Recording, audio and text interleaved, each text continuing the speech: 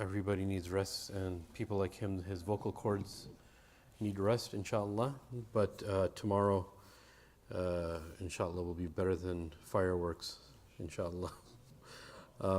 So there's a few things that I want to discuss before we begin some of the questions that came in to our forum that we have on a weekly basis. It's shared with the community on WhatsApp groups and through email.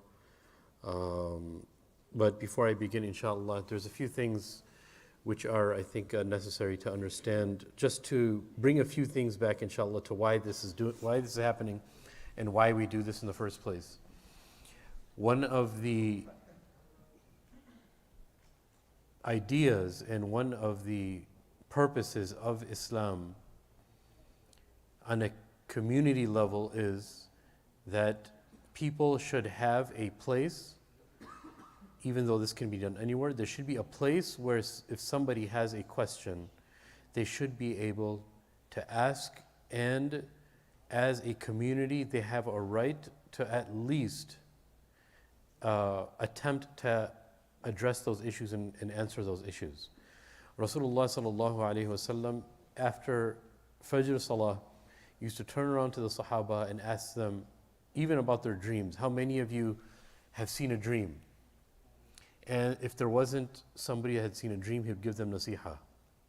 Or he would remind them of the verses of the Quran. Sometimes he would remind them of istikhara, right? The hadith of Jabir ibn Abdullah radiallahu anh, he said that Rasulullah used to teach us istikhara as if he was teaching us a verse from the Quran. Meaning that he would use many, many opportunities. But the reason why I'm mentioning all this is there has to be a forum, there has to be a setting, and it's very prophetic. Somebody had asked me and said to me that, brother, don't you think that having a specific designated day just to ask questions, isn't that a type of bid'ah? And I said, no, alhamdulillah, it's not a type of bid'ah. It's actually encouraged from the deen that you can set up timings with people. Rasulullah used to set up specific timings with the Sahaba and the Sahabiyat of question and answer, right? Now, I'm not going to attempt, and I'm not going to be pretentious to say that I can answer every question, nor would I say that I'm the most qualified to answer, but what I can do is I can help, or I can help facilitate, and obviously if I don't know something, that's definitely going to help me, so I can research and I can get other people to help me, and we can obviously answer some of those issues and questions, right? The other thing is that we have a series of hadith which are just questions. The Sahaba asked Rasulullah questions. They start off with questions. It would say that, for instance, the formula of that would be that Rasulullah that the Sahaba, a narration of the Sahabi is that he saw Muhammad ﷺ, he would ask him a question, Muhammad ﷺ would answer. There's this repetitive tradition in the hadith. And that brings us to our next point, which is questioning is something that is very, very important. And there's a certain, I don't want to make it too stringent, but there's actually a certain type of adab to questioning, which I'll get into in a little bit. But questioning is a big part of understanding. And we do it as children, right? Think of it if you want to imitate children, right? Because we can learn a lot from children. What do children do? They ask you the same thing over and over again. Mom, what's that? Dad, what's that? And they'll ask you over and over, right? What's that? Because that's how they learn. We actually never stop doing that. We just have a more eloquent, more productive way of doing what children do, of asking questions. But the human being cannot revive himself or herself without questioning, which is why Allah subhanahu wa ta'ala in the Quran says, يَسْأَلُونَكَ عَنِ الْأَهِلَّةِ, right? They're asking you about the ahillah, right? About the positioning of the moons. They're asking you about this. يَسْأَلُونَكَ عَنِ الْخَمْرِ وَالْمَيْسِرِ. They're asking you about alcohol, and they're asking you about gambling, right? So questioning is not only Quranic, and Allah subhanahu wa ta'ala actually talks about the people who questioned, and then he answered, and Muhammad ﷺ would answer what Allah told him to do, right? How Allah told him to answer, right? The hadith are different, and I know everybody knows this, and then we'll get into some of the questions inshallah. The difference of the Quran and the Hadith, right? Everybody knows what the difference between the Quran and Hadith are. Very, very basic, right? So if I was to ask somebody, what is the difference, and anybody can answer inshallah, what's the difference between the Quran and the Hadith? What's something that you observe? And there's no such thing as a right or wrong answer, just what's the first thing that comes to your mind? What's the difference between the Quran and the Hadith? And I'm not specifically saying Sunnah because Sunnah has multiple definitions. What is the difference between Quran and Hadith? Who's a brave individual that can attempt to answer? Direct revelation from Allah. Yes, Quran is direct revelation from Allah, yes? This is what the Prophet ﷺ narrated and scholars broke down. Yes, sir, in the Hadith from Rasulullah, right? So let's start from the Hadith of Rasulullah. The Hadith generally are documentation of the Sahaba. And when I say documentation, it's not only written documentation. It's oral documentation, it's a written documentation, right? It is general documentation of the ما صدر عن النبي صلى الله عليه وسلم, what had come from Rasulullah صلى الله عليه وسلم, min qawlin, of sayings, أو فعل, doings, أو تقرير, of what Rasulullah صلى الله عليه وسلم observed and he stayed quiet about, right? How many of us heard the dua, just as far as taqreer, just to make it very simple for you? How many of us have heard when people say, when the Imam says, Sami Allahu liman hamida, we say, Rabbana lak alhamd, hamdan kathiran mubarakan, tayyiban mubarakan fih, right? The dua. That is actually something that Muhammad ﷺ didn't say for people to say in their salah. When Rasulullah ﷺ was actually leading the Sahaba, some of the narrations is that it's Salat al-Asr, Rasulullah ﷺ was leading Salat al-Asr, and he heard somebody in the back when he would say, Sami Allahu liman hamida, somebody in the back, one of the Sahaba would say, Rabbana lak alhamd, hamdan kathiran tayyiban mubarakan fih. Every single Sami Allahu liman hamida, Rabbana lak alhamd. After the salah was finished, Rasulullah turned around and he said, Man al-qa'il? Who is the one that was saying this thing? Meaning everybody knows because it was different, which means that's how loud it was, that everyone could hear it. Man al-qa'il? Because the only one that should be generally saying something is the Imam. Then he asked again, Man al-qa'il? Nobody answered. Then the third time, Man al-qa'il? Who's the one that's saying this? And the Sahabi raises his hand, or he raises his voice and he says, Ya Rasulullah, it was me. So the first question, just in Muhammad ﷺ's response, even this goes in two directions. He says, why didn't you answer me when I asked? That's the first thing. Which means that when Allah and His Rasul call you to something, you have to answer. That's the first. Rasulullah's answers are so beneficial. We think it's, oh, he's maybe reprimanding this person. Why didn't you answer the first time? No, he's teaching him adab. When Rasulullah asks you for the first time, you answer. How many of us, I do this to my children on a daily basis. My parents used to do this to me on a daily basis. When I ask you to do it once, I shouldn't have to repeat myself. Our parents aren't just saying that, or we don't say that to our children because we're arrogant, authoritative people. That's not what it is. It not only does it make things a lot easier to get to where you want to go, or in conclusion, but it also teaches you adab of respect. That actually, when you do something right away, it teaches somebody that they're actually listening to you with a priority. The second thing, Muhammad ﷺ, he said that the dua that you had said from Sami Allahu liman hamida, Rabbana lak alhamd, the angels were trying to witness, and there were so many angels, they were going all the way up to the heavens to witness this beautiful thing that you were saying. So then it became from the Sunnah of Rasulullah to say it. Meaning that Rasulullah accepted something that happened, right? So if Rasulullah accepted, that becomes a hadith. And somebody narrates it, then it's written eventually. That's what you have compilers of. The Quran there's actually a definition for the Quran. The definition for the Quran on a lexical level, on a linguistic level, is that it is something that's recited. Al-Quran comes from qara'a. Yaqra'u. Qara'a in the Arabic language means he read. Yaqra'u means he is reading, right? Al-Quran means the recitation, right? Or the thing that is proclaimed. But on a contextual level, the Quran is Kalamullah, the speech of Allah. غَيْرُ مَخْلُوق, and it's not created, meaning it's a speech of Allah.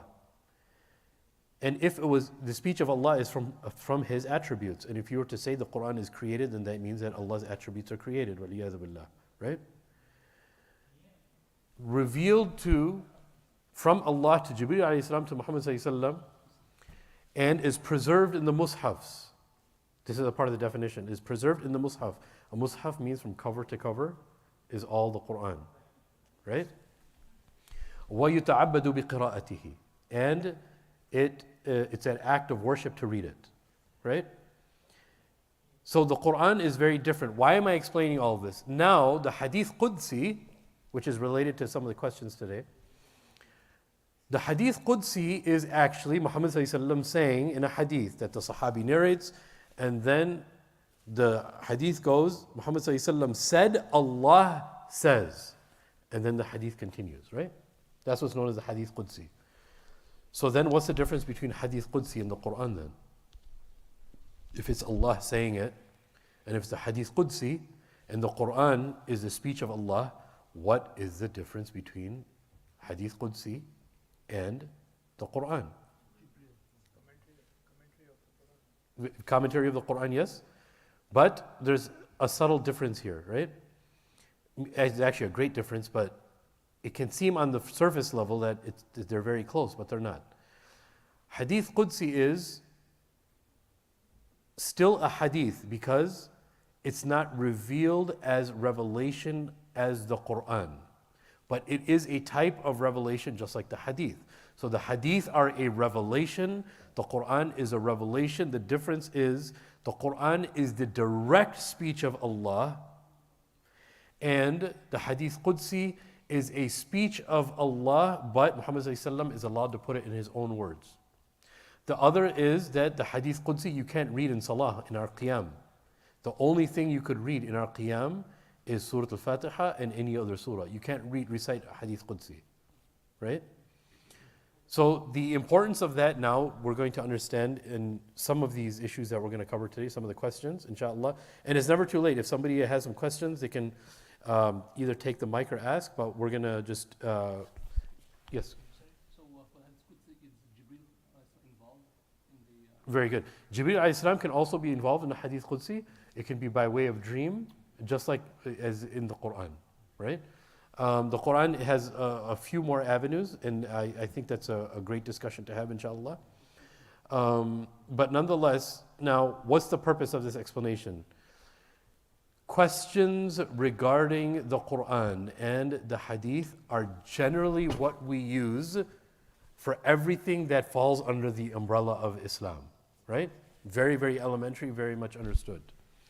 When we ask questions, in the Quran, Allah tells us, don't be like Bani Israel, like when they were with Musa, of asking questions to the level of getting out of responsibilities, right?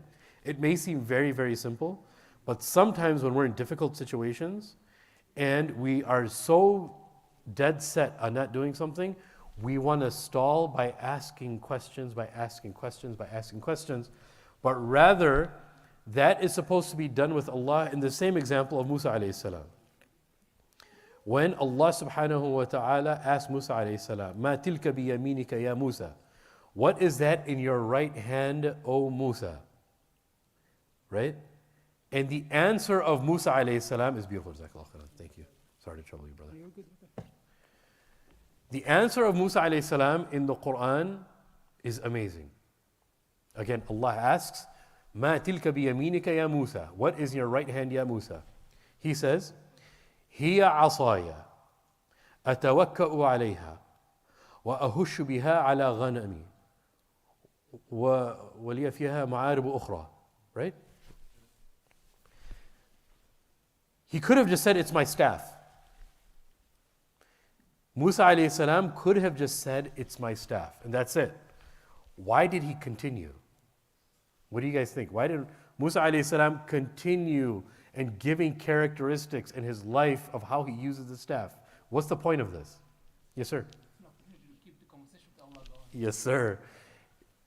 It's an opportunity to continue the conversation with Allah subhanahu wa ta'ala. In balagha, in rhetoric, in the Arabic language, this is known as itnab. Itnab means al-italatu fil kalam.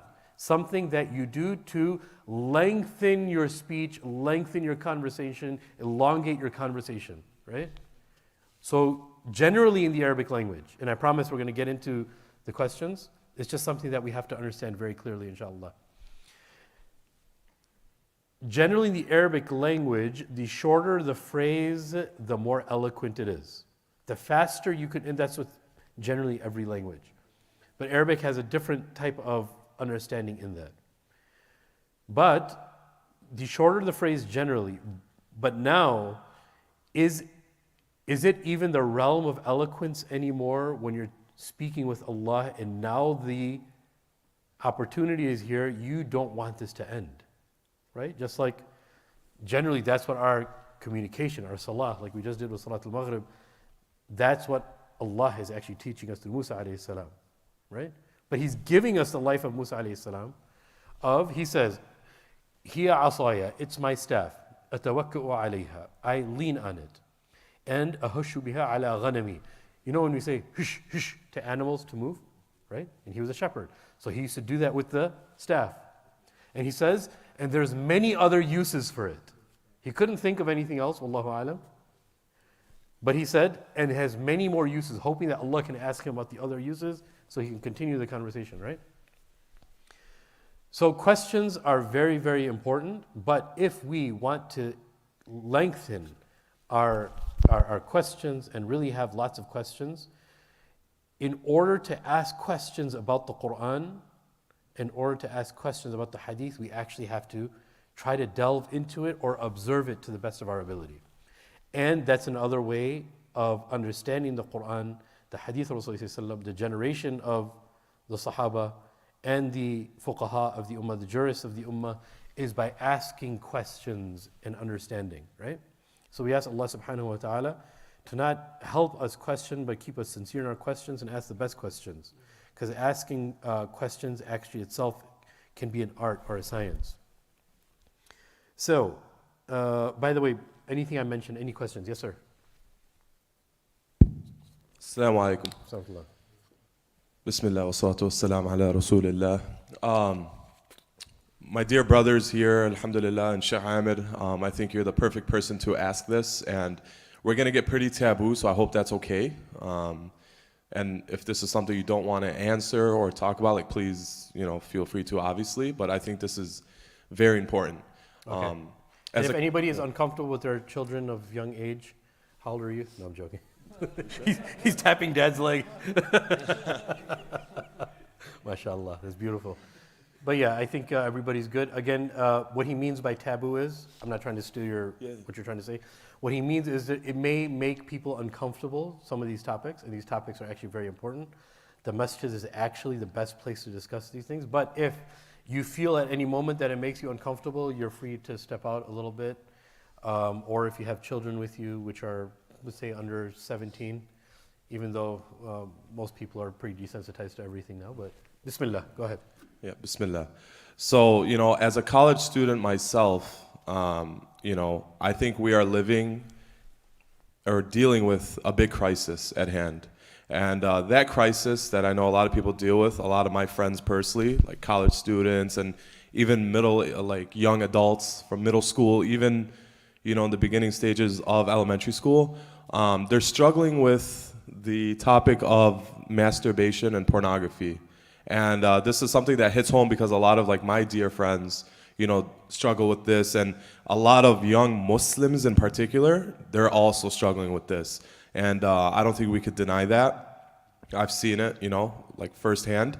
And although it seems more prominent in men than women, I think it's something that both genders deal with, unfortunately. So oftentimes, shuyukh are asked this question, and the common response is, oh, get married, or oh, please follow the sunnah and try to fast, and all of that. But for a lot of us, I feel like it's just kind of another cliche. So what is your advice to those who are struggling with this certain addiction? Like, what could I do as a friend to help, those struggling with it? Like, what could I say or do? And is there any practical steps that one could take to end this addiction that unfortunately is also, affecting negatively a lot of marriages and is one of the sir. leading causes of ED Yes. in the world. Yes, sir. Thank you. Great question. By the way, many masjids or even khatibs are reprimanded. I'm not talking about, because I didn't watch the khutbah that happened here and I heard people had an issue with it. Other masjids I went to, when this issue is addressed, some people get angry at the khatib or at the masjid. I would like to differ with that sentiment of being displeased with this topic, even on the mimbar. The mimbar, even though, yes, it is the mimbar of Rasulullah sallallahu alaihi wasallam, it is to address those things that are plaguing the ummah on an imani level, whatever it is. Whatever that thing may be. And yes, pornography is what they refer to is the new cocaine or the new drug. Because if you were to just, let me look at that example. Why is it referred to as the new cocaine or the new drug? Or the drug of our era?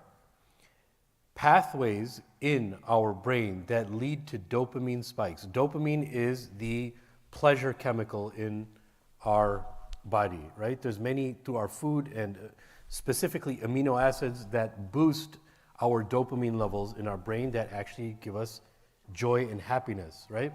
People generally who are depressed because of dopamine levels, they're prescribed medication for the uptake and upregulation of dopamine in their brains so they don't feel depression. To the point, I actually had a very, very close friend of mine who used to take, everybody's probably heard of the medication Adderall. It's a type of amphetamine, of a combination of two amphetamines.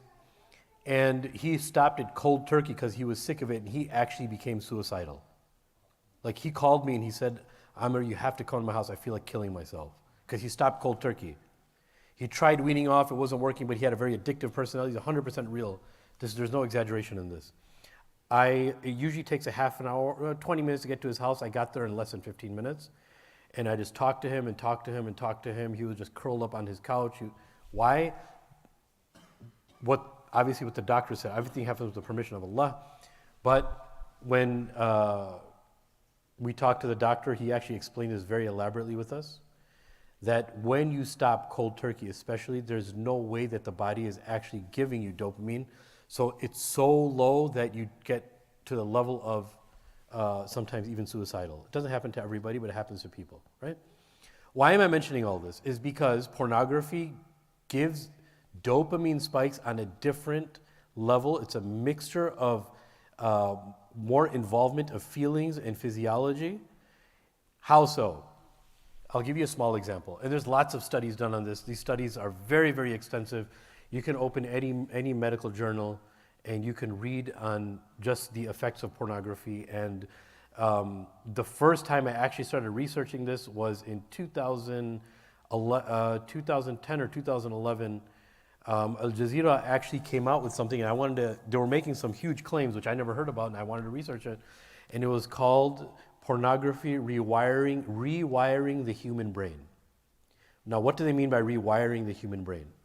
Generally, what happens, obviously, as Muslims, is that we don't get intimate with our spouse. We don't get intimate with the opposite gender until we're married, right? And when you are having a marital relationship, meaning you're behind closed doors, you're engaging in intimacy with your spouse, naturally your dopamine levels are going to spike, you're going to get excited, and then, it's a beautiful thing that Allah created us like this. What if we had to do it and we just hated it? But we had to do it for procreation, right?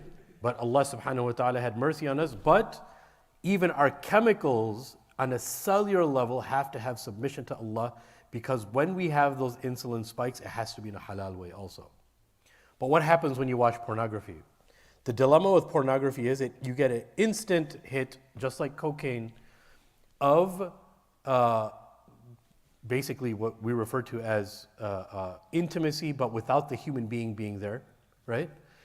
And what ends up happening is the rewiring occurs is that the attraction we think is still with the opposite gender, and it is, But the dopamine spike here is the culprit. The dopamine spike that you're getting is only through the screen or by whatever means that you're watching or engaging in pornography.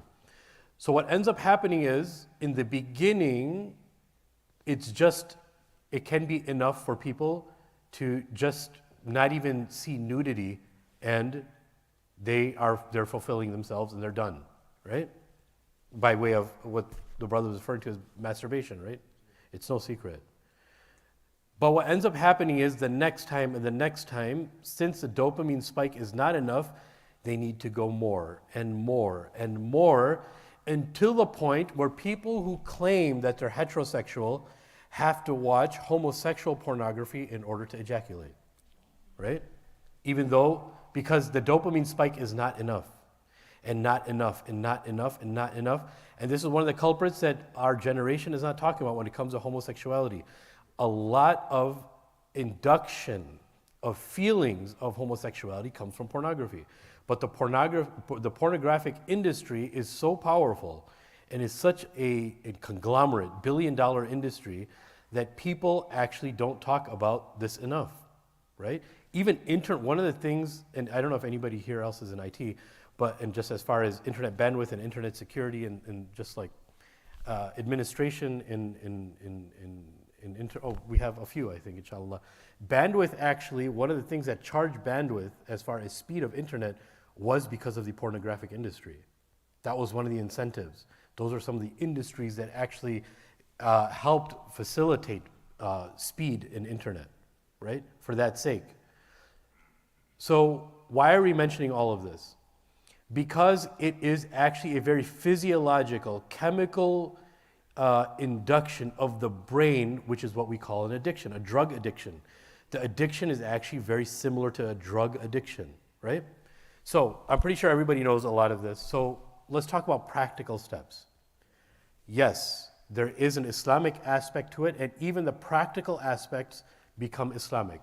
Number one, very, very simple. Tawbah. After tawbah, sincerity to Allah subhanahu wa ta'ala of never going back to it again, even if it happens over and over again. Hopefully it doesn't. But then, what are practical steps? How realistic are we as a generation of teaching ourselves and teaching our youth and teaching our children to be practical? Number one, I will tell you, the pornographic pandemic, epidemic, whatever you want to call it, has reached upper elementary school and middle school in our society, in all society. It's not an American thing. The search engines that actually have the worst type of pornography are in the Muslim world. The searches that take place are in the Muslim world. The top 3 are actually Muslim, right? That's something else to unpack. But it's reached at that level. Now, how do you think these children are viewing it? I'll ask anybody here. How are these children viewing pornography? Cell phone, smartphone, right? Even when I was teaching, I still tell parents, it's not smart for you to get your children a smartphone. It definitely is not. They don't need it. Give them a laptop, give them a computer, have the laptop, position it in the living room where everyone can see the screen. It's very, very simple. It's a very, very simple fix, but we can't get caught into the culture of, it's my privacy, I don't want anyone to. That's not a part of Islam, actually. Nobody has a right to see what I'm researching, what I'm doing. It's my privacy. No. It actually doesn't work that way. In Islam, it doesn't work that way, especially for your parents. No child should ever have the audacity, especially, I've seen this with my own eyes. No middle schooler should be raised to tell his parents, I'm doing something private, you can't look at what I'm doing. The audacity, right? We should never fall into that trap. But anyways, practical steps. But as an adult or as youth or even as somebody who does, let's say you have to have a smartphone. Number one, before you go to sleep, leave the smartphone in your parents' bedroom, somewhere where you can't access it, and that's it. Never go to bed with a smartphone, ever, especially if you have your own bedroom. Number two, never keep your door closed, because you were talking about masturbation. Make a habit. I am never going to keep my door closed. The only time is that when I'm changing my clothes and I'm giving myself a 4-minute time limit or 5-minute time limit. These are practical steps. Now, many therapists have talked about practical steps. It's up to you or it's up to us to follow these things and teach these to people if we are actually sincere. As parents also, especially if you're the ones paying the bill, it doesn't matter, but especially if you are and you're responsible for the bills, before handing a child any cell phone, make sure you access the parental controls and put a password on that they won't figure out. And make sure you do a little bit of research online of how people are hacking these, because there's a way of hacking those. Just ask ChatGPT on how to put up a good one, a good security measure, and it's very doable. The other is that try your best not to be alone. I know it's pretty normal to be alone and just waste time and just chill and relax. Every time you get the opportunity, you have absolutely nothing to do, especially in the summer. Get out of your house. Energy is an important thing that we have, and it should be used properly. Get out of your house and walk. Do dhikr while you walk. You don't have to. When I walk, I have a goal of walking 20,000 steps a day. I actually listen to multiple news stations. I take my children with me. I go to a park sometimes 3 times a day, whether it's 20 minutes. It just gets my children out of the house. It gives my wife a break. It gives me a break. The kids are playing at the park, especially on hot days. I don't mind doing that, and I love it, and sometimes I can do my own work, right, outside. But get out of the house. The second thing is exercising. Exercising, no matter what it is. If it's a walk, if it's jogging, go to the park. This may seem not related, but I'm talking about practical things that get your mind into something, right? So someone could say, I take my kid to the park, I can't work out. That's not true. Do they have monkey bars there? Yeah, do pull-ups. That's what old people like me do. I just do pull-ups. I do slanted push-ups on the other things. I do push-ups. They have the little boxing over there. I do some box jumps once in a while. You know what I'm saying? And then I run around the park with my kids because I realize that after 5 minutes, I'm sweating and they're still going. They actually did this in the 80s. They did this with a football team. I think it was a high school or a college football team. They brought a baby actually in diapers. In the wrestling room, they had all of the football players in there, and they made the child very active, and they just said, do everything the child's doing, right? Within 5 to 7 minutes, they were all exhausted and sweaty while the baby was running around still, right? So just run with your kids. One thing that I get very disheartened from, there was a time where in my house we really adhered to this policy of as soon as I come home from work, there's a cabinet, we all just put our phones in there and we just chill at home. That's it. And you have so much time. And in the beginning, you're going to get bored. Therapists and people of I don't know if you guys heard of the Tim Ferrisses and people of productivity, they actually promote this thing called embracing boredom. Boredom is actually very important. We have to learn to actually be bored and then how to be productive to not be bored anymore, because we don't like that experience. But every time we're bored, what do? How do you see people standing in line? I'm guilty of this too, right? We're just standing in line, we don't want to talk to anybody, we just look down, start scrolling, looking for something.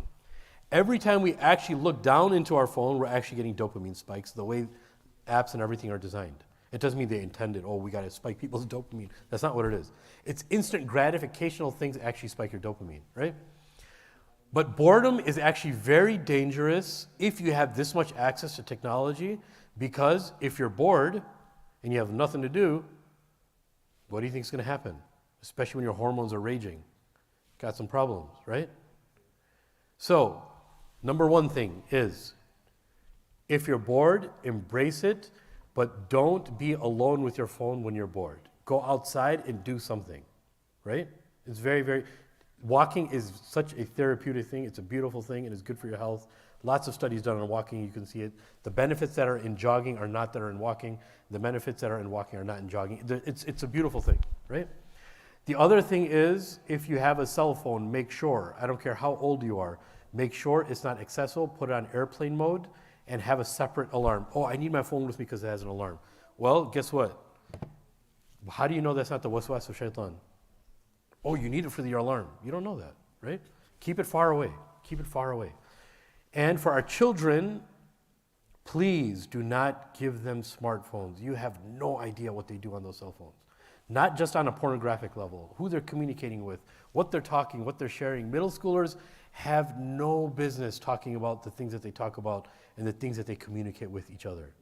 And some of it in middle schools, even in lunchrooms, is just hideous. But what we should do is, if they need a phone, you need to have access to them, understandable, give them a flip phone, right? Get them a prepaid phone if you want to. I love the opportunity when I can put my phone away and I can just use my prepaid phone on the weekends. I love it. I have nothing to worry about. The most relaxing weekends, right? The other is, you can supplement it, obviously. Everybody needs some type of device, a laptop, whatever the case is, a desktop even, right?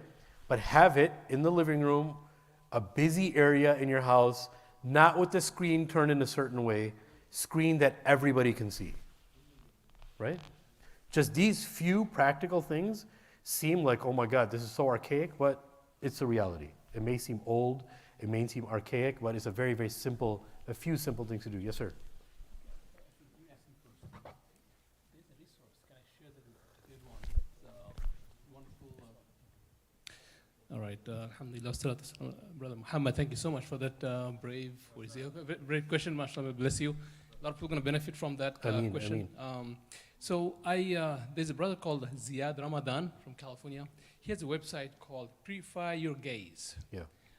So I really highly recommend anyone who has an addition, please share that. They're going to benefit. Yeah. Inshallah. Purify Your Gaze. In the UK, they actually have something called My Tazkiyah, but Purify Your Gaze is actually very, very practical. He's actually a therapist, and he has some awesome pointers. A lot of my original research, his name kept on coming up as a sex therapist, but it's very, very important. And I think that if we are really, really serious and sincere about something, it will happen.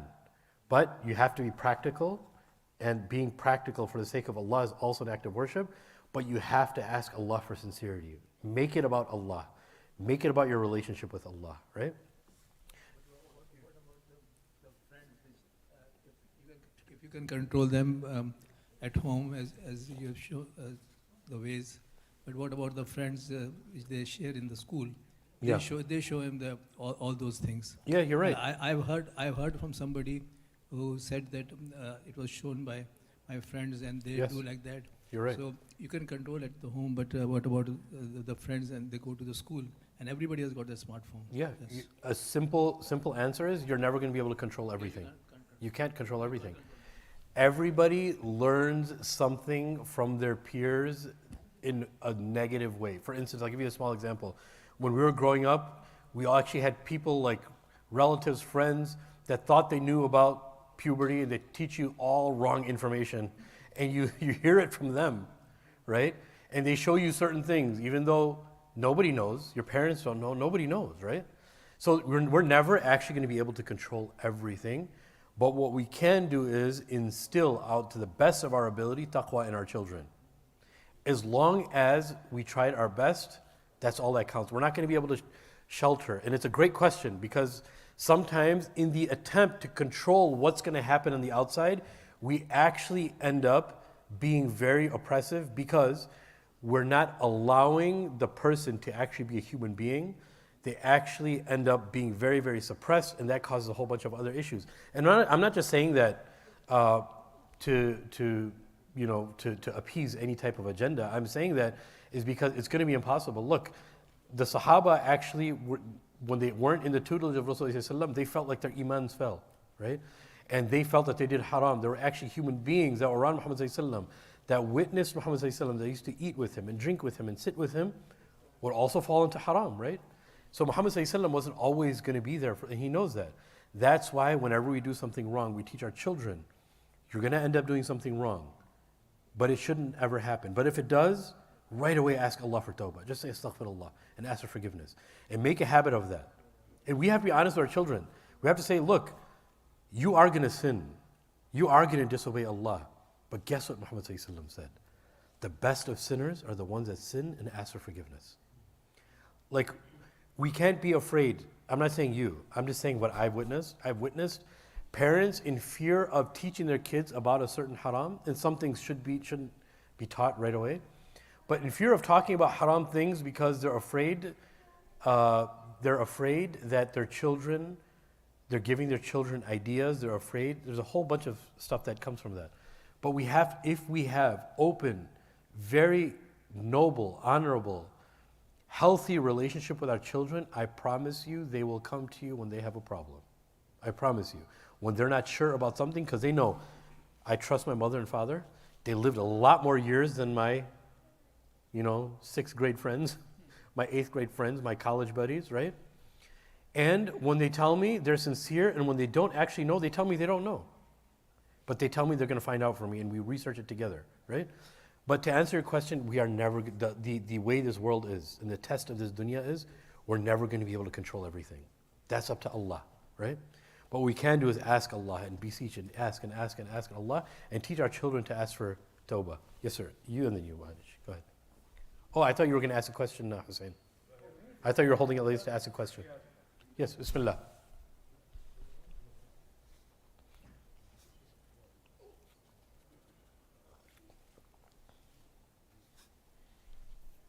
And if it's your question, you're ashamed to say my friend.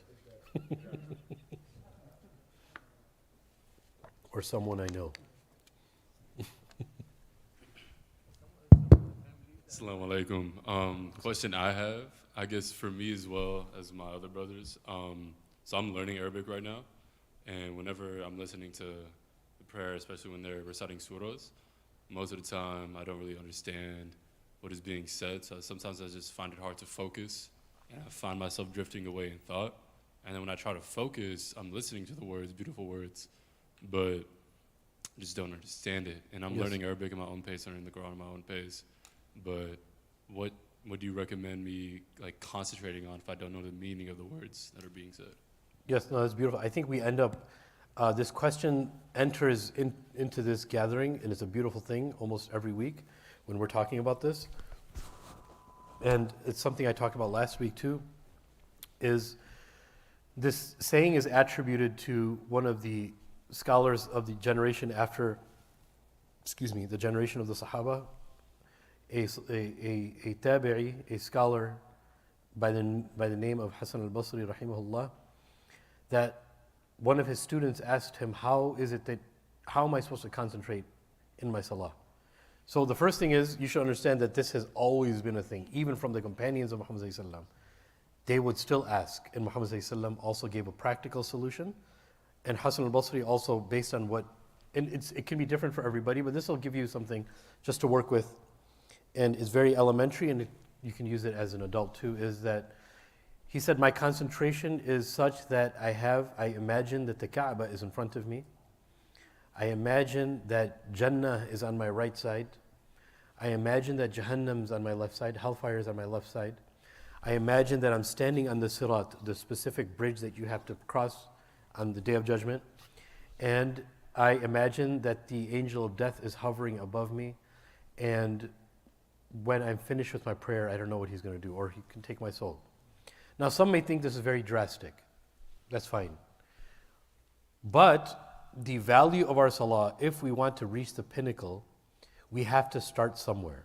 And I'm not saying this is the pinnacle, because understanding the Quran, you'll see that it starts getting handed off. Your khushu', your concentration, and your humility in your prayer starts getting handed off to the words of Allah when they're being recited. So it's amazing that you're learning the Arabic language. I know that there's Arabic classes that are being planned here by one of my good friends also. There's many awesome resources. If you need, we can talk about that afterwards, inshallah.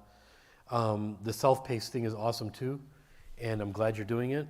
But expect that, use it as an incentive, and I'm pretty sure you are, but this is for all of us too. Use learning Arabic as the incentive that you are reciting the speech of Allah back to Him, because that's what we're doing. You know when somebody tests us? Read it to me, right? Imagine that being Allah. And that's what we're doing. No matter if it's a short surah, long surah, it doesn't matter, right? That's what we're having with Allah. Ya Allah, am I reading this correctly? Allahu Akbar, and you start your salah. If you're reading alone, right? And if the Imam is reciting to you, you should know that the Imam is just used as recitation. That's the speech of Allah entering your ears. That's the speech of Allah entering your hearts, and literally the sound is surrounding your entire body. It covers everything. It's covering you on all levels, right? So use that as an incentive to learn the Arabic language as far as the Quranic Arabic language. But Jazakallah khairan, I hope that helped. Yes, sir.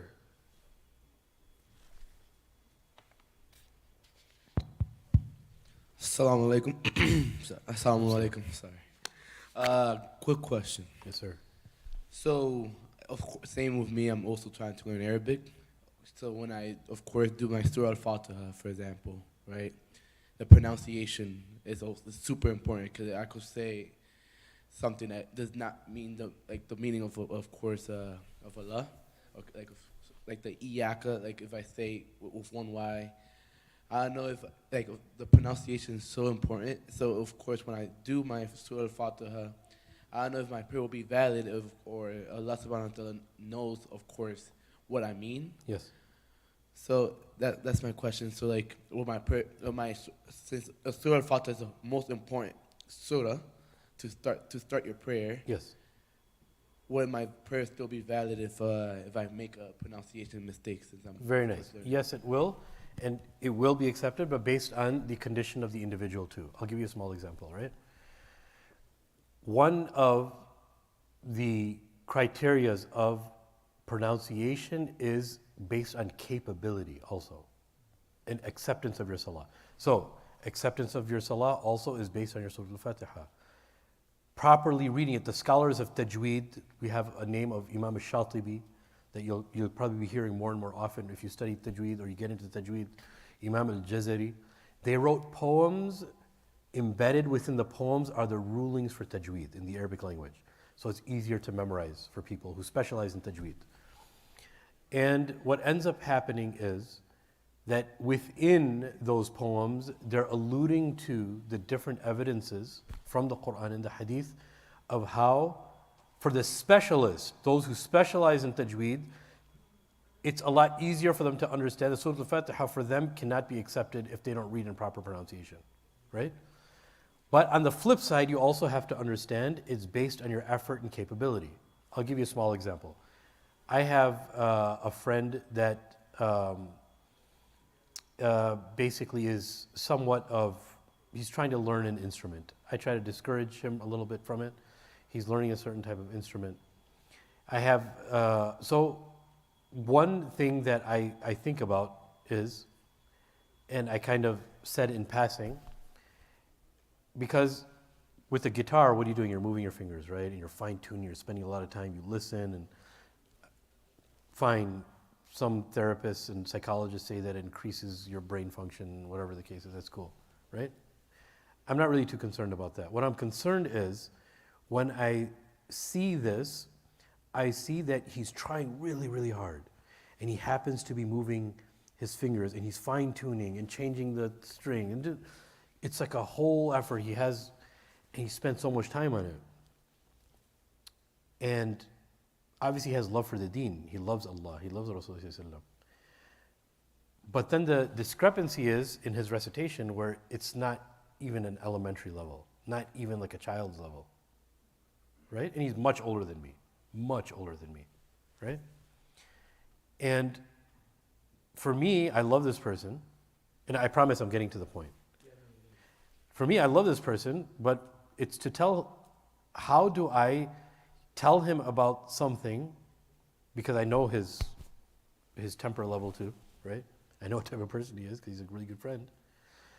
But I said to him that with your fingers, would you rather do dhikr or would you be playing strings and fine tuning? And this time that you're spending of 3 to 5 hours a day, and on the weekends maybe even more, of learning the guitar, what are your priorities, right? He said, well, it's good for the brain, it's psychologist, I'm going to talk about all this stuff, and I love it, and you know this, and I don't think it's as haram as I thought it would, whatever the case is, right? And I said, what if I tell you that a lack of priorities is definitely something that can lead to your haram. I asked him, what level do you think your recitation of the Quran is in? He said, oh, I got to work on it, man. I was like, look how sincere you are for this instrument, right? Do you think that you can at least use 20% of that sincere feeling that you have in your heart for the Quran, right? And this person is trying. He has a different accent, so it's a little more difficult for him, right? So you have to try even harder. People who are indigenously from Arab lands and countries, the pronunciation of the letters come a lot easier, right? Naturally. But if you're non-Arab speaking, no matter how much you study the Quran, there always may be something lingering there, unless you're a specialist, right? And even then, it may slip a little bit, right? Naturally. The reason I'm saying that is there's some people who are specialists in tajweed, they spent their lives, but you could still kind of tell there's something there. There's still something there. So Allah's not going to judge you for that, number one, because you tried everything you could. But if your pronunciation is lacking and you're not even attempting to fix your pronunciation, the Quran, that's very problematic, right? And then you say, oh, Allah is forgiving, Allah is merciful, He's going to forgive me. Yeah, but you don't play those games at work, you don't play those games anywhere else. Why are you playing those games with Allah, right? So it's up to, number one, what your capability is, how much effort you're actually putting in, and mashallah for you, it seems like you're putting it in because you know about the double Y for Iyaka, right? You know what's up with that, right? So someone like yourself, I would say continue on that trajectory. Continue with that effort, but don't let that effort, once you sense that Allah is displeased with me because I'm not doing this good enough, just kind of back off from that because that's a waswas of shaitan, right? Shaitan's not going to tell you to stop because you're already in. He's going to use your sincerity against you. Yes, sir. Like for example, like when I also like I try to repeat. Like it's good to repeat. Like so I say what yeah could I say or I made a mistake and I say it again. It's so systematic, right? Yeah. There's no problem in reading and then correcting during prayer and even in prayer, no problem. And that's why even the wisdom of that is that if somebody witnesses and they're being led, the followers in the back and the imam is reading, they can correct the imam too, right? So if you find yourself, you back up, you're correct, no problem, even if it's 100 times. MashaAllah. Great questions, brother. Does somebody get, Bismillah. If we are in the environment where music is running and we have to say the prayers, how should we do the prayers? But we have to say the prayers, time for the prayers, and the environment, the whole music is running, yes. Yeah, if you have to, you have to. If you don't have control of the environment, that's different. Yes, we have no control of that. That's something very different because you don't want to. Because look, there's something we have to understand.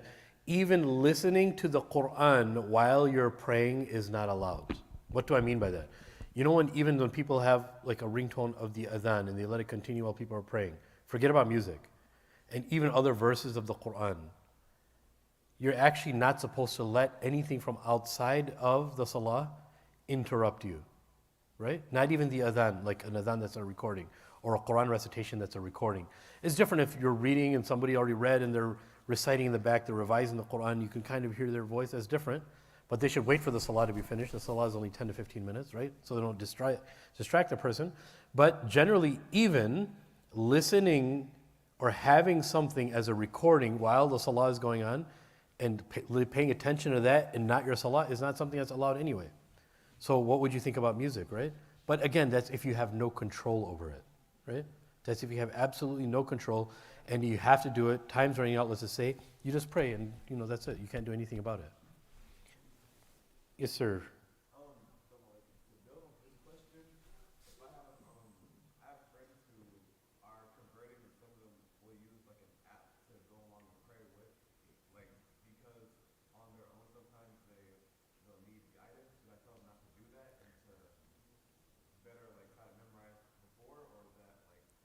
Yes, so as far as, let's just say somebody's new to the fold of Islam or somebody's been Muslim for a long time but they don't know, are you talking about they don't know any surahs? Yeah, so I have friends who have recently converted, they don't know surahs, and recently showed me that they have apps that actually help them play along with it and will read the surah for them. Yes, that's a great question. So reading along for your fard prayers is not something that is allowed. If it's in your extra prayers like tahajjud. There's a specific type of Quran which is called, for instance, the tahajjud mushaf, something that you can read out of. And I'm just going to get into a little detail. But to answer your question, yes, for fard prayers, for your 5 daily prayers, the obligatory 5 daily prayers, that's why even memorizing one surah other than Surah Al-Fatiha and repeating it in both rak'at is allowed.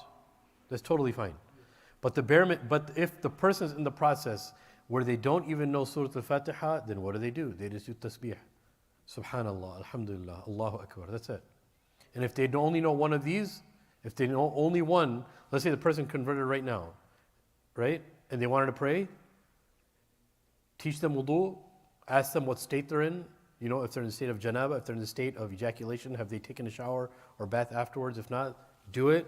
Come here, pray, and if you're praying alone, say subhanallah. Just teach them subhanallah, subhanallah, subhanallah, at least for the first day, for the first week, whatever.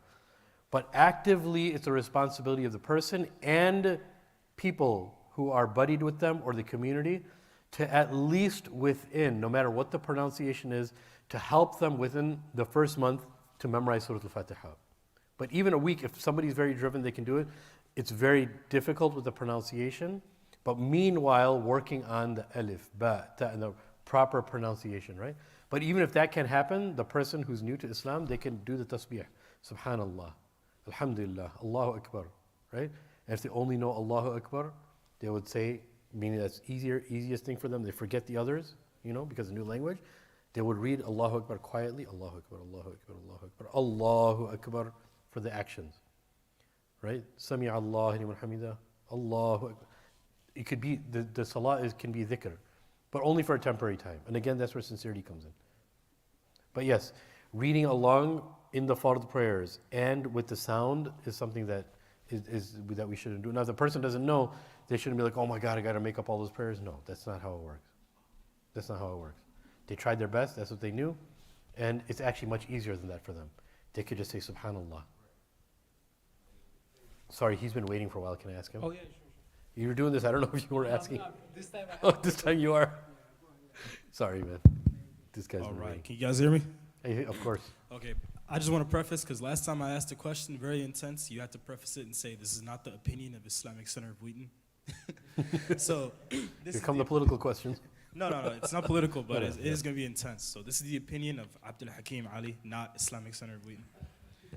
But basically, so building off of the topic earlier that Brother Muhammad Abdul Hafiz introduced with the disease that we have, the mental disease in the Muslim community today, I believe that's part of a bigger problem that's been bothering Muslims even longer, which is the lack of mental health awareness or Yeah. consideration for it. Now personally, I believe most Western therapy is nonsense and a ripoff. But I did hear a profound quote where they said, like, a lack of identity is what leads you to depression. Beautifully said. Allahu Akbar. So this is part of a bigger point, though, but, like, what are some sources or what are some Islamic sources, actually, that we can reference for when we're in times of need? Like, if you go on Google, for example, and you type up about an abusive family member, they'll just tell you, oh, sabr, Allah tells you not to cut ties. They'll just give you generic responses, which sometimes aren't realistic. So where are places we can churn for overall mental health awareness? That's a great question. Allahu Akbar, Allahu Akbar. No, he always brings it, man, mashallah. I think, look, there's a reason why we have a lot of therapy centers and counseling centers that are opening up in the Muslim community. It's been, we've come a long way with trying to do things on our own, right? I do agree with you, there are many facets in mental health which are charged by an agenda, and there's many things that have been changed in the manuals of understanding mental health, catering to a certain side, whether it be the right or the left, specifically more the left, unfortunately, politically, and corporations and big pharma and all that. We can talk about all that later. But I do agree with you. But there's still lots of benefit, and I think that there's many Muslim organizations that refer to one of the scholars of the past by the name of Balkhi. He's referred to as Balkhi, one of the forefathers of mental health in the Muslim world. But basically, you know, the whole world kind of is indebted to people like him historically. But where we go to is the question that I have, because where we go to also is very important. There's places to go. I can probably name like 4 centers. We have the Khalil Center. We have brother, I'm forgetting his name, Farhan Sayyid or Khan, I think his name is. He has his own. We have Heartspeak Foundation, Brother Edmund Arroyo. He was one of the speakers here before. We have a few of these places. I know Ikna Relief has something as far as a hybrid of on board, sometimes having a psychologist based on need, but also faith-based counselor based on the season. But we have some of these, and we have a lot of obviously Christian places, and there's some Christian places will be respectful to actually researching the Muslim community a lot now. Many masjids, when I was working in a masjid, another masjid before, one of the masjids we were working in, we actually used a lot of the surrounding churches, went to the churches and see what they use and kind of Islamicize them as just like intake forms, but more on a religious level, and things to discuss for seminars. So yes, the Christian faith has lots of resources, but where we go is actually something that, to be honest with you, something I'm struggling with also, and I'll tell you why on my end, right? I'm sorry for the no answer, but I'm glad you asked it, because maybe we can work on this together, like all of us. Is some of the people that I went to, I'm no one to say that the answers are not satisfactory, but when somebody is telling our children that, you know what, as of right now, you're only 14 years old, and you're going to get into more depression if you don't adhere to what your sexuality is telling you. It's better that you just do it for right now, but we'll help you get out of it eventually. So I'm not okay with that. I'm not saying any of these senators that I mentioned said this. Wallahi, I'm not saying that. But I've heard Muslims say that before. I've heard that. Because the learning and education is not as a foundational Islamic understanding. It's, I'm a Muslim, I'm going into learning therapy. I happen to learn it from some of my teachers that are woke. Some of them, you know, are like this, some of them are like that. They're very accepting of us Muslims. Yeah, they're gay, but they're very accepting of Muslims, so I went to them. And then what do you think that we're going to learn from them, right? So it's very troubling. I'm not saying it's a widespread thing, but I would definitely check as a first response, the Khalil Center. They're a little backed up, but they're a good place to go to. Heartspeak Foundation. Edmund Arroyo is his name. Muslim brother who is here, very good, very, very good at what he does. Farhan Khan, I think is the name, Farhan Sayyid. He has his own thing that he works with people. And there's a few others, but we have those places. We have those. And the only dilemma with these places, they're not like from the woke crowd or anything like that. The only problem with them is, especially during COVID, their waiting list is crazy. It's alhamdulillah, their numbers went up astronomical, but they're actually like working day and night trying to fit in people, right? So we are in this dilemma, especially as Muslims too, is where we need mental health help, preferably from somebody who has a good understanding of Islam. And it's something that I'm fumbling with too. To every week or 2 weeks, people ask me about this, and I don't have an answer for them. I try to research, I can't really find anything. You know what I'm saying? Maybe I'm not looking in the right places, you know? But I wish that I had an answer for you to just give you a Rolodex of people that are readily available, you know? And that's one of the things that we should actually consider and understand. Not consider, just understand. When Rasulullah talks about the times of fitna, the times of fitna is not just when just haram is happening in front of you. It's about difficulties that lead to other difficulties that make Islam difficult for you, right? Mental health is one of those pre-difficulties, right? A Muslim, like, let's just say we have Ahmed here. Ahmed here really loves his deen, but he's having weird feelings. He feels it's something, cognitive. He doesn't know where to go, and he just keeps challenging. He keeps having more issues with Islam, but it's linked to something else. And that's a part of the times of fitna also, right? When Rasulullah said that holding on to your deen will be holding on to red coal or hot coal, right? If that time is, I don't think it's exactly here, but I think the preconditions are here, right?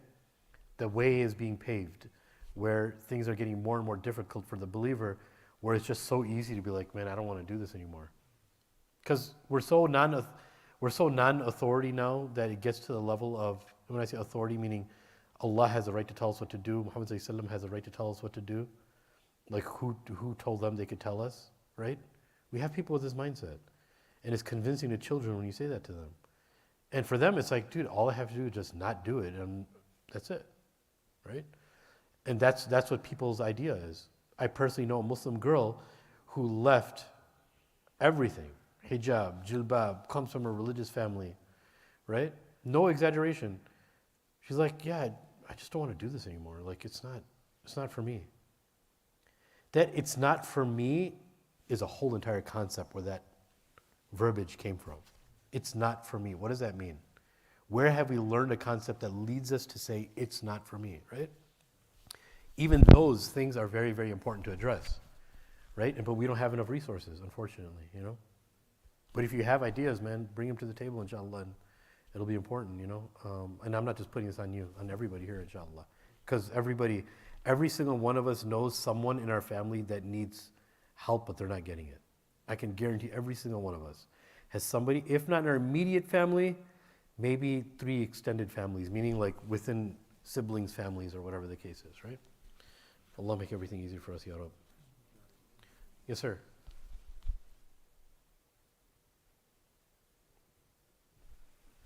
Alaikum, brother. Walaikum salam. So I have a question on top of this. Recently, something like about Farhan, I wanted to ask. So they do like counseling things, right? Yeah. So I just wanted to ask, is some places like they do ruqya as well, some Yeah. mental people, they need help of the Quranic way, so we can do the ruqya too.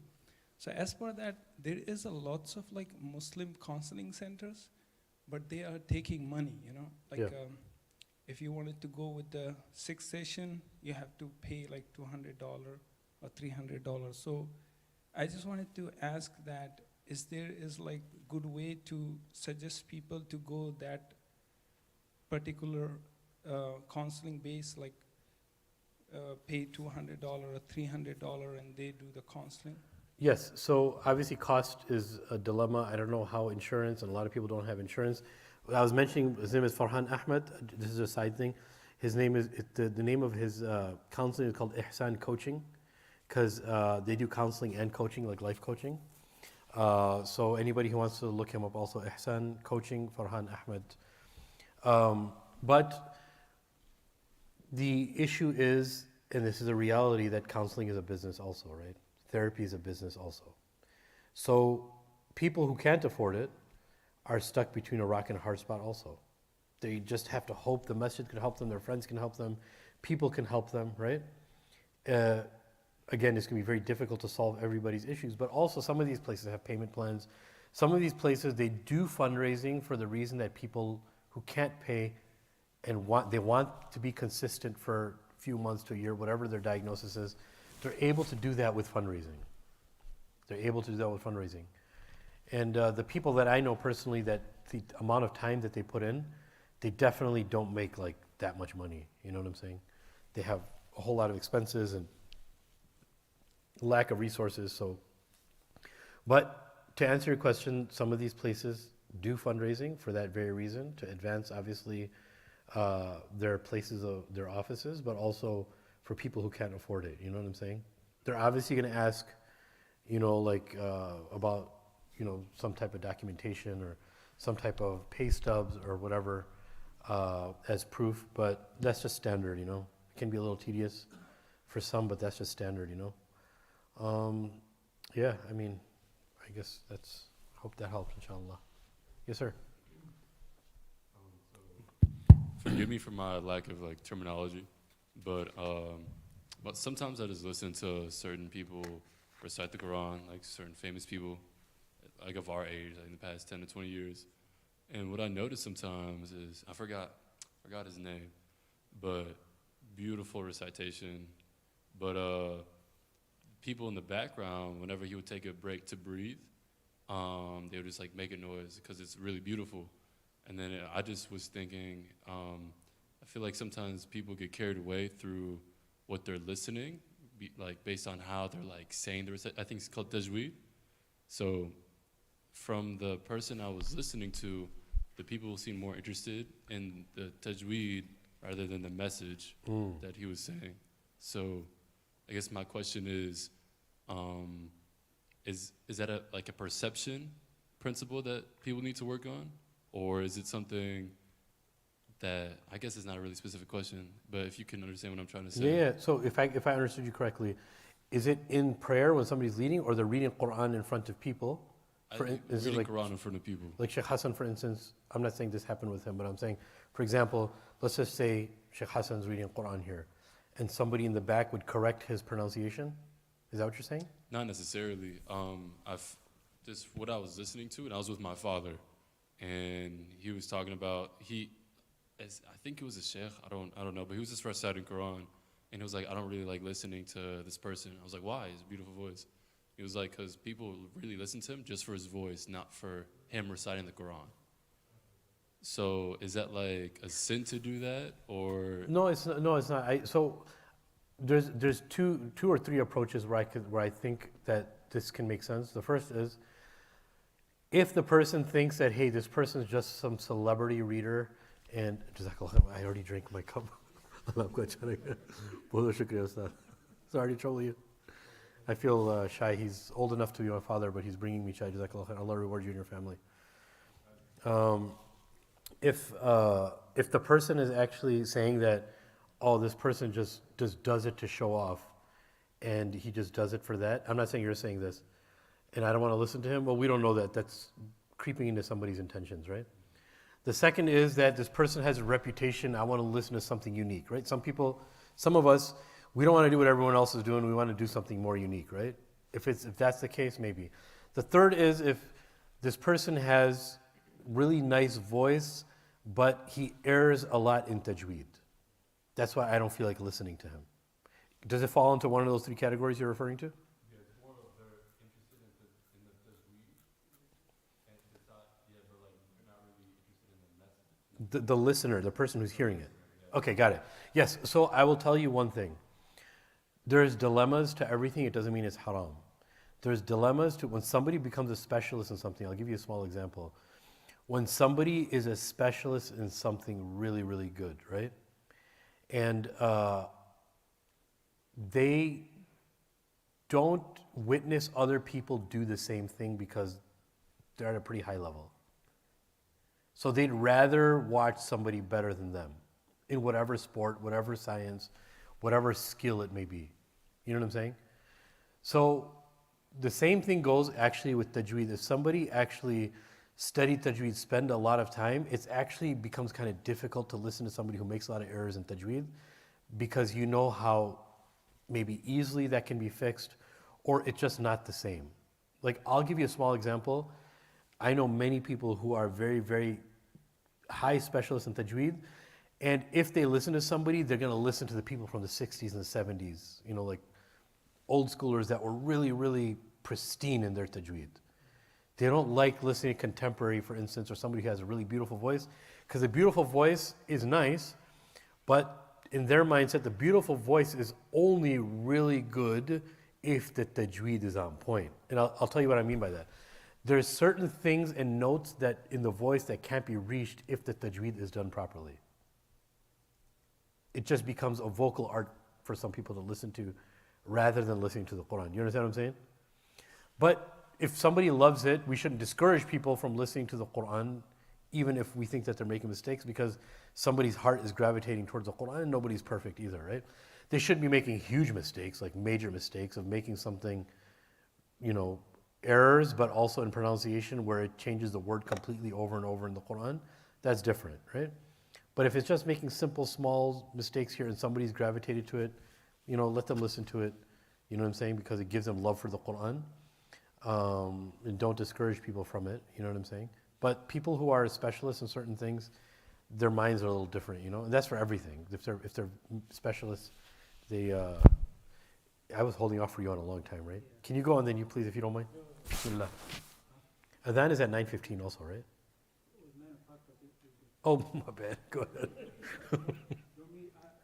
No, please, of course. It's regarding the distraction while praying, is my question. What about in Jum'ah, for example, or you came late, the khutbah has already begun.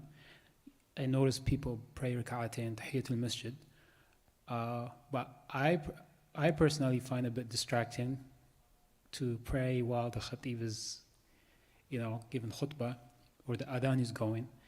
What's the sunnah way of doing things? Should you just come and sit down and listen?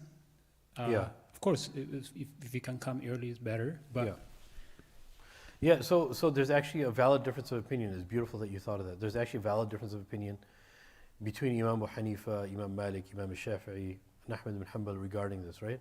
And it all stems, they all actually use the same hadith, and the similar hadith that come in multiple narrations, but they differ on the context of the hadith.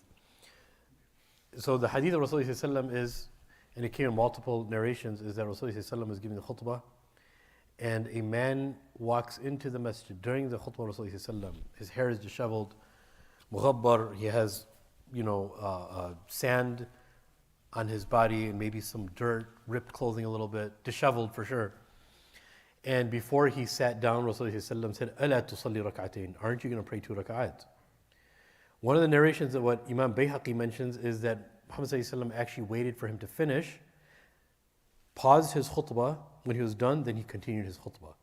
Right? That's just one narration. But the general narration is that Muhammad ﷺ told him, "Aren't you going to stand up and pray?" So he literally stood him up and continued his khutbah while he was praying, right?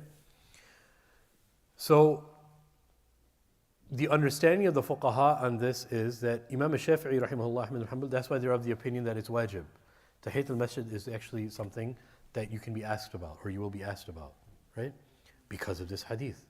Why would Rasulullah during his khutbah, which is fard and Jum'ah, and every male has to be there, past the age of puberty, has to be praying that salah, why would he stop all of that and say, "Aren't you going to pray your 2 rakat?" As if it's min al-badihiyat, some things that are just obvious. It's like common sense, right?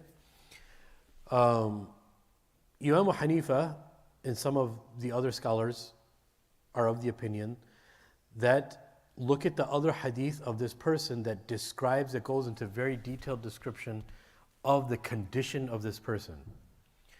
So there's something in the Sharia called an illah. Illah means like the underlying legal reasoning for something, right? So Imam Hanifa's point is that Muhammad ﷺ said, "Ala tusalli rak'atayn?" Aren't you going to pray your 2 rak'ats? And stood him up in gesture to the Sahaba, showing him that, look, he's the most disheveled and in the most difficult situation out of all of you. I'm going to give him to your attention, so after prayer, you guys take care of him. Make sure he's taken care of. Right? So that's Imam Hanifa. So Imam Hanifa's opinion is when the khutbah begins, you sit down and you listen. Because that's fard, and Tahiyat al-Masjid, according to Imam Hanifa, is mustahab.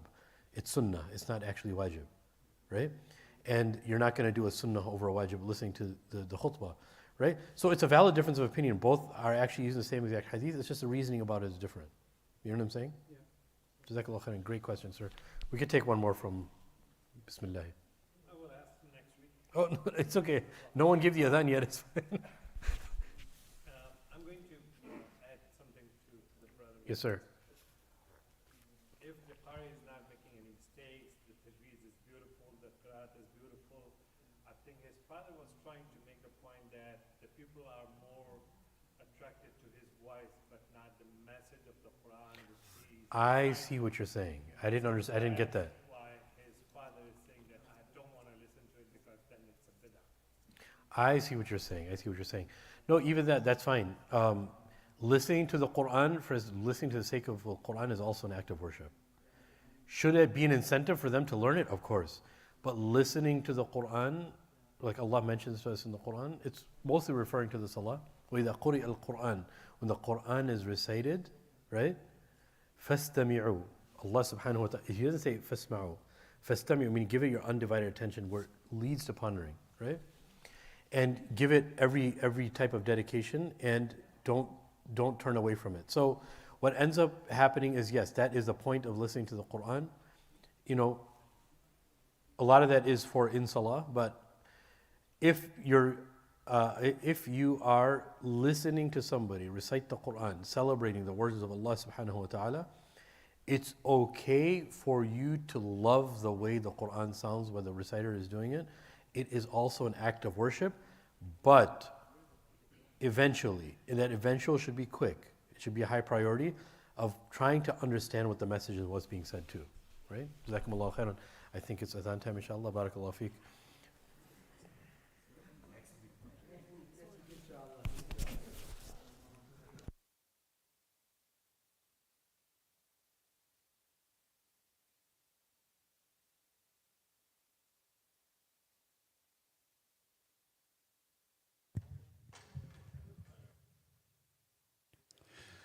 الله أكبر الله أكبر الله أكبر الله أكبر أشهد أن لا إله إلا الله